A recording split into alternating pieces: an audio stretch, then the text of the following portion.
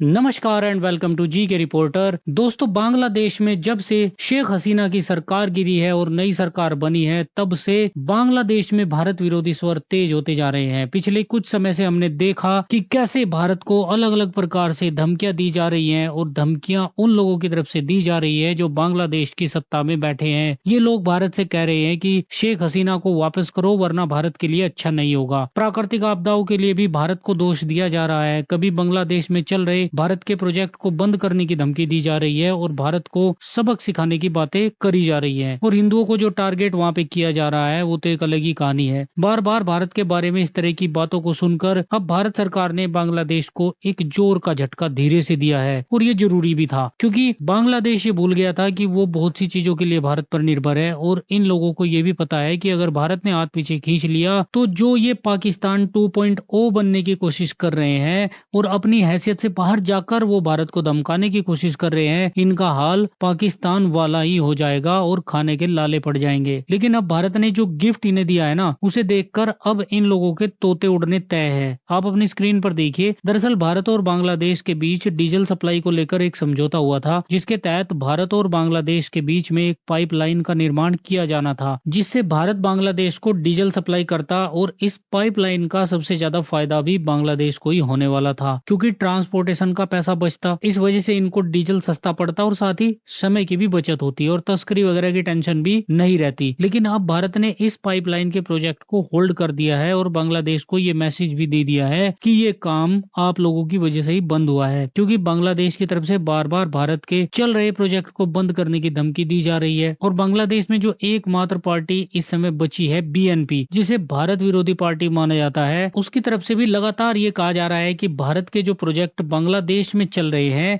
ये अगर हमारे हिसाब से नहीं हुए तो हम इनको बंद कर देंगे। और इस वक्त बीएनपी का सत्ता में आना लगभग तय माना जा रहा है। तो मान लीजिए कल को ये पार्टी सत्ता में आ गई और भारत ने यहाँ पर मिलियंस ऑफ डॉलर खर्च करके ये पाइपलाइन तैयार करी और इन्होंने कह दिया कि जी हम तो भारत से तेल खरीदेंगे ही नहीं, तो भारत को तो मिलियंस ऑफ डॉलर का नुकसान हो जाएगा, इसलिए हम क्यों अपना पैसा बर्बाद करें, वो भी एक ऐसे देश के लिए जो कि हमारा एहसान मानना तो दूर, उल्टा भारत पर ही गलत इल्जाम लगा रहा है। और ये स्थिति तब है जब बांग्लादेश के सभी नेता इस बात को अच्छे से जानते हैं कि भारत ने अगर इन्हें सबक सिखाने की ठान ली तो ये कहीं के नहीं रहेंगे। पाकिस्तान की हालत देखकर भी इन लोगों की आंखें नहीं खुली, क्योंकि पाकिस्तान भी भारत से व्यापार बंद करने की धमकियां दिया करता था। और जब भारत ने व्यापार बंद कर दिया तो पाकिस्तान को आटा दाल का भाव पता लग गया और अब वो गिड़गिड़ा रहा है कि भारत हमारे साथ व्यापार फिर से शुरू कर ले। बांग्लादेशी शायद इस बात को भूल गए हैं कि भारत से सस्ती बिजली, तेल, खाने पीने का सामान उनको आसानी से मिलता है। एक बार चीन से तेल, बिजली खरीद कर देखो, चीन से बांग्लादेश तक लाने में ही बांग्लादेश से कंगलादेश हो जाएगा, क्योंकि चीन से दूरी इतनी है कि ट्रांसपोर्टेशन का चार्ज ही जेब ढीली कर देगा। और इसके अलावा जो जनता पर महंगाई की मार पड़ेगी वो अलग। इसके अलावा भारत इनके सामान का सबसे बड़ा इंपोर्टर भी है। ऐसे में भारत से नफरत के चक्कर में ये लोग अपने ही पैर पर कुल्हाड़ी मारने को तैयार हैं। वैसे आप सबका भारत के इस एक्शन पर क्या मानना है, कमेंट करके जरूर लिखिएगा।